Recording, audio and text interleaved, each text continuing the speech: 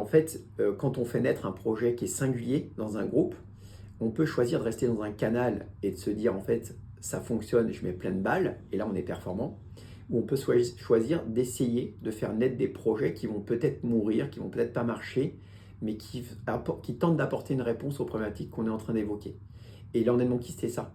C'est-à-dire que Maison Landman, elle a permis, par sa solidité, par l'enracinement qu'elle avait, sa solidité financière, de faire naître un projet qui était complètement disruptif et singulier et qui aurait pu très bien ne pas marcher et mourir. Mais ça ne tuait pas le groupe.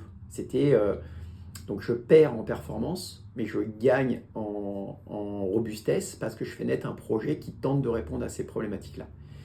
Et du coup, une fois que ça fonctionne et que tu prouves que c'est plus une utopie puisque ça fonctionne, eh bien tu peux prendre les bonnes pratiques de ce que tu viens de voir naître et qui fonctionne et de transformer ton modèle initial. Et c'est ce qu'on fait chez Maison Landman. Ce qui demande aussi transformation des ressources financières, de la transformation des magasins pour faire naître une autre façon de consommer.